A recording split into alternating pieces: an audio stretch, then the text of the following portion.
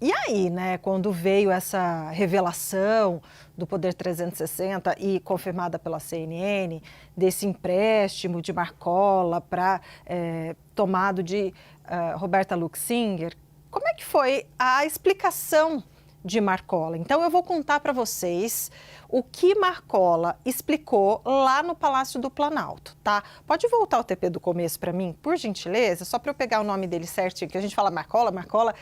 Bom, então vou contar para vocês o que ele chegou e falou lá para os aliados, para as pessoas que trabalhavam com ele todos os dias no Palácio do Planalto, porque cada um tem que dar a sua versão.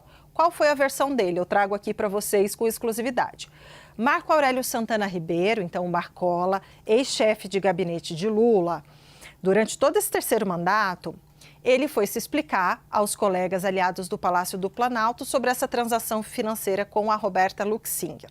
Então, o que ele contou? Ele começou dizendo o seguinte, que ele não conhecia a Roberta, mas que ele foi apresentado a Roberta Luxinger pelo Lulinha, ou seja, pelo filho do presidente Lula, que era muito amigo dela.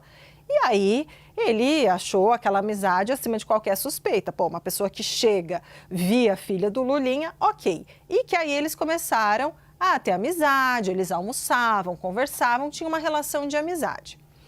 E aí,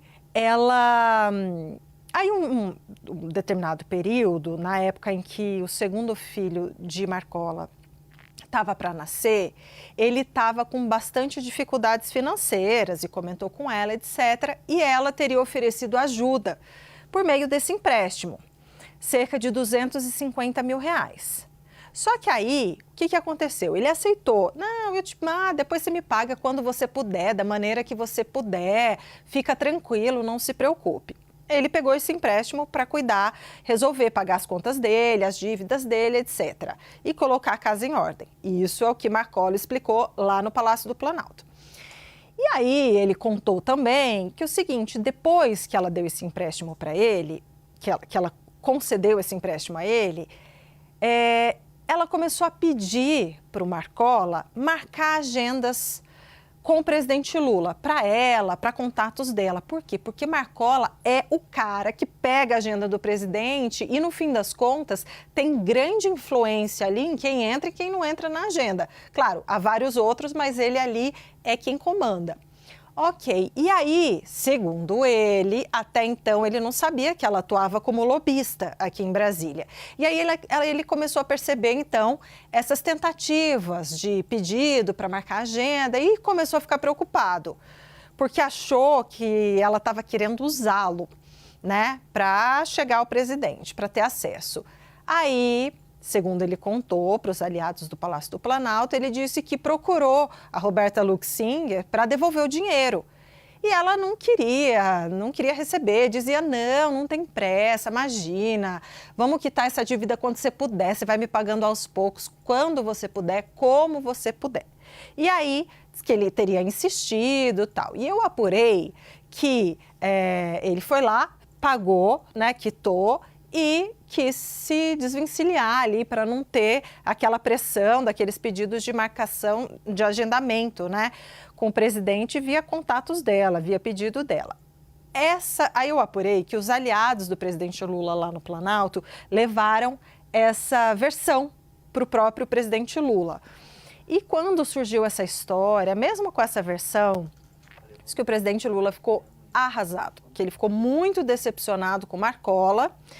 E ficou uma dúvida ali, porque não se sabe no entorno ali de Marcola, nos bastidores do Palácio do Planalto, se ele chegou ou não a marcar agendas a pedido de Roberta Luxinger.